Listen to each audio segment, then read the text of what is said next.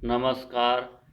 आज इस online class में आप सभी फोर्थ सेमेस्टर के प्रशिक्षुओं का मैं वीरभद्र प्रताप डाइट प्रवक्ता शिवरामपुर चित्रकूट हार्दिक स्वागत करता हूं और यह आशा करता हूं कि आप सभी इस ऑनलाइन क्लास में बड़े सुंदर ढंग से प्रतिभाग कर रहे होंगे। आज हम फोर्थ सेमेस्टर के द्वितीय अनिवार्य सैद्धांतिक प्रश्न पत्र शैक्षिक प्रबंधन एवं प्रशासन के तहत आपदा प्रबंधन नामक प्रकरण का अध्ययन करेंगे। इसमें हम आपदा प्रबंधन किसे कहते हैं, इसके प्रकार तथा इसके रोकथाम पर बड़े सुव्यवस्थित ढंग से प्रकाश डालेंगे। आते हैं हम, तो पहला शब्द है आपदा। आपदा क्या है? आपदा प्राकृतिक अथवा मानवकृत घटनाएं हैं जिनके परिणाम स्वरूप भारी जान माल की क्षति होती है। अर्थात वह घटना दो प्रकार की हो सकती है, या तो वह प्राकृतिक हो अथवा मानवकृत हो, जिसके परिणाम स्वरूप भारी जान माल की क्षति होती हो, आपदा कहलाती है। आपदा में मानव जीवन के हानि के साथ साथ संपत्ति तथा रोजगार की भी हानि होती है। देखिए, इसमें कहा भी है कि किसी भी क्षेत्र में घटित दुर्घटना या गंभीर घटना ही आपदा है। यह घटना प्राकृतिक या मानव जनित लापरवाही से उत्पन्न होती है। इसको दो भागों में वर्गीकृत किया गया है। पहला है प्राकृतिक आपदा, दूसरा मानव जनित आपदा। तो हम इस प्रकार जान गए कि आपदा क्या है। यह एक अशोभनीय अवांछनीय घटनाएं हैं जिसकी क्षति हम सभी को उठानी पड़ती है। आपदाएं कई प्रकार की होती हैं, जो निम्न प्रकार से हैं। आकस्मिक आपदा। आकस्मिक आपदा का संबंध प्रायः प्रकृति से होता है, अर्थात इस आपदा की जिम्मेदार प्राकृतिक घटनाएं होती हैं, जैसे भूकंप, सुनामी, बादल का फटना इत्यादि। सुनामी तो जानते ही हैं, 2004 में आई थी और बहुत तबाही उठाना पड़ा था भारत सरकार को। दूसरा है अनाकस्मिक आपदाएं। इस प्रकार की आपदाएं जो है मानव के कुप्रबंधन एवं अव्यवस्था के कारण होती हैं। इन्हें धीमी गति वाली आपदाएं भी कहते हैं, क्योंकि अगर इनका पूर्वानुमान हम लगा लें, भविष्यवाणी का अनुमान लगा लें, तो इससे बचा जा सकता है। जैसे अकाल है, प्रदूषण है, मौसम है और जलवायु असंतुलन है। ये सब हमारी अनाकस्मिक आपदाएं के अंतर्गत आती हैं। तीसरा है महामारी एवं जैविक आपदाएं। महामारी एवं जैविक आपदाओं के अंतर्गत इसमें जल, भोजन, वायु, स्पर्श तथा फैलने वाले संक्रामक रोग सम्मिलित होते हैं, जैसे प्लेग है, हैजा है, एड्स है। वर्तमान में कोविड-19 भी है, एक महामारी है जो हम लोगों को एक दूसरे से अलग कर बैठी है तथा इसका पूरा विश्व बहुत ही आर्थिक, सामाजिक, राजनैतिक रूप से नुकसान उठा रहा है एवं इस महामारी के का दंश झेल रहा है। सामाजिक आपदाओं के अंतर्गत आतंकवाद, नाभिकीय दुर्घटना, अग्निकांड, जनसंख्या विस्फोट इत्यादि आते हैं। तो इस प्रकार अगर हम आपदा आपदा को हम बांटें तो आपदाएं 4 प्रकार की हैं: आकस्मिक आपदाएं, अनाकस्मिक आपदाएं, महामारी एवं जैविक आपदाएं, सामाजिक आपदाएं इत्यादि इत्यादि आपदाएं हैं जिनसे हमें बहुत ही नुकसान उठाना पड़ता है। तो हम समझ गए आपदा क्या है और आपदा के प्रकार क्या है। आपदा जैसे प्राकृतिक आपदा और मेन जो आपदा को हम बांटते हैं प्राकृतिक आपदा और मानवकृत आपदा।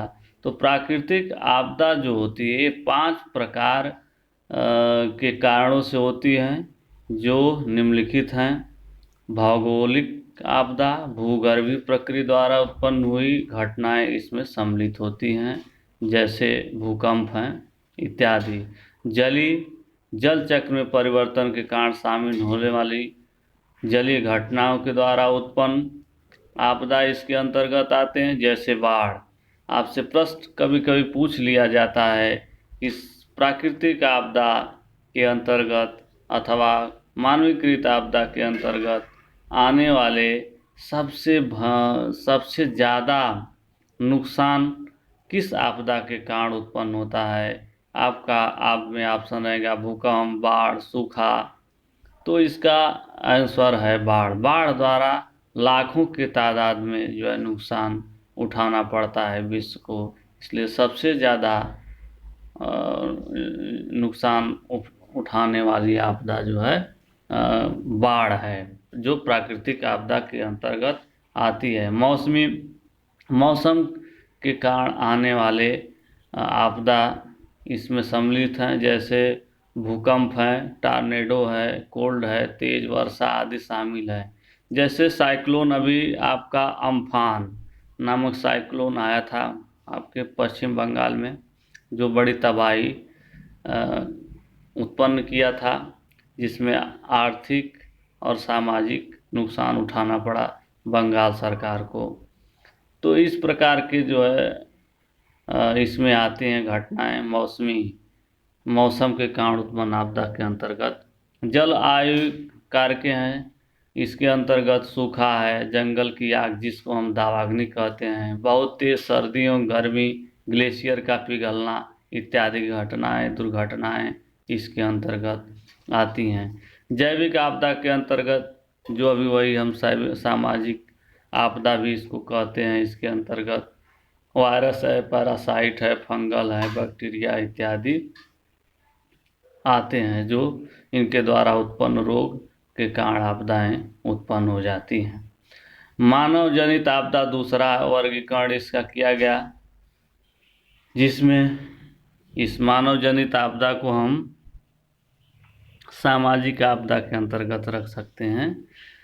तो इसमें तेजी से बढ़ती जनसंख्या, देखिए जनसंख्या का विस्फोट इतना बढ़ जाता है कि इसके कारण भी आपदा उत्पन्न होती है क्योंकि जनसंख्या बढ़ेगी, वृक्ष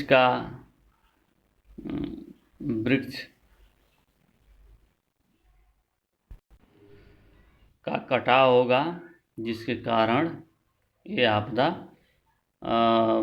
उत्पन्न होगी और भिन्न भिन्न प्रकार की घटनाएं इसमें शामिल हो जाएंगी। शहरीकरण है, औद्योगिकरण है, जैसे आपका मिथाइल आइसोसाइनेट के द्वारा जो यहाँ तीव्र रिसाव के द्वारा एमपी में जो है घटना घटी थी जिसके कारण कितने मजदूर जो है शरीर को छोड़ गए। तो इस प्रकार की घटनाएं आपकी मानव जनित आपदा के अंतर्गत आती हैं।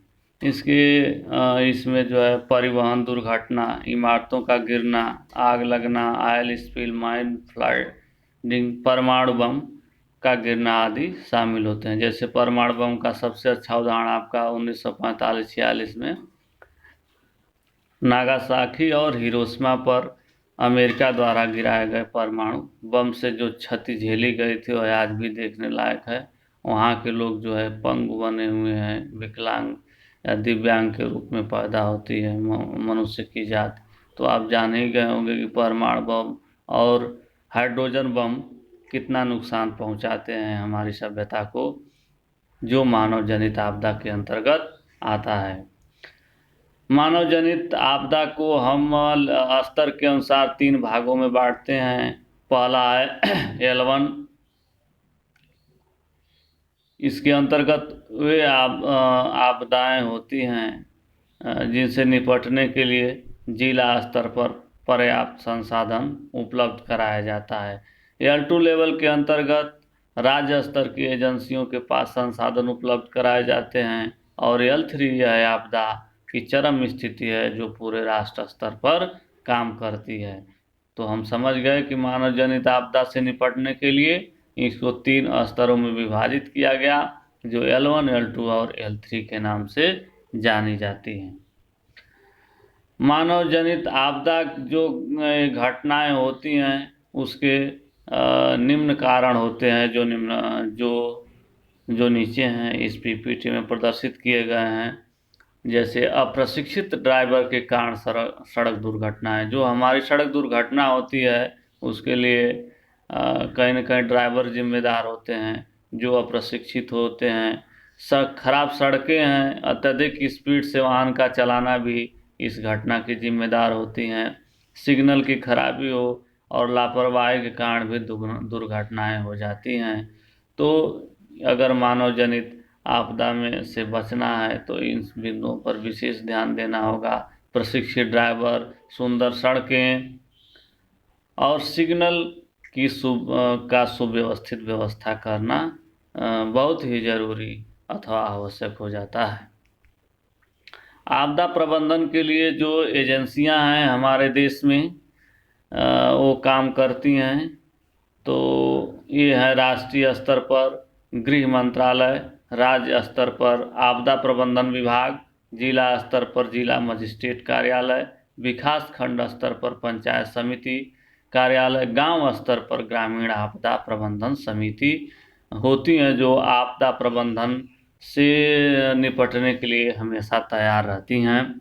तो ये हमारा जो स्तर है गांव स्तर से राष्ट्रीय स्तर तक विभाजित किया गया है। कभी कभी आपसे प्रश्न पूछ लिया जाता है कि जो आपदा प्रबंधन है किस मंत्रालय या विभाग के अंतर्गत इसको सम्मिलित किया गया है, मानव संसाधन विकास या शिक्षा विभाग, गृह विभाग अथवा रक्षा मंत्रालय।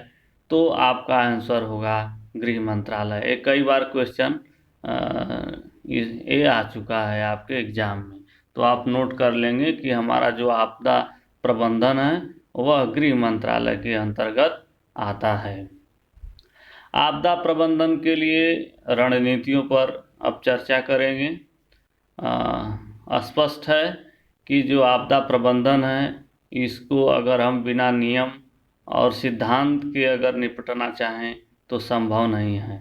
इसके लिए कई अधिनियम और नियम विकसित किए गए, पारित किए गए, जो निम्न प्रकार से हैं। पहला है राष्ट्रीय आपदा प्रबंधन अधिनियम 2005।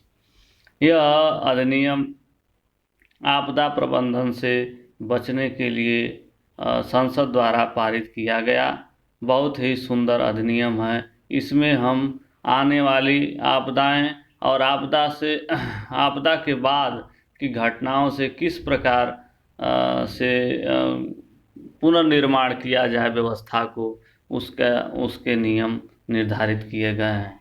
आज टेट या किसी भी एग्जाम में यह महत्वपूर्ण प्रश्न है, पूछा जाता है कि आपदा प्रबंधन से जो अधिनियम था वह किस सन में आया, तो आपका आंसर होगा 2005 में। राष्ट्रीय आपदा प्रबंधन प्राधिकरण का भी जो है निर्माण किया गया है। यह भी एक शीर्ष निकाय है जो आपदा से निपटने के लिए जो है नियंत्रित करने के लिए मुख्य रूप से काम करता है। आपदा प्रबंधन पर राष्ट्रीय नीति 2009 भी बनाई गई।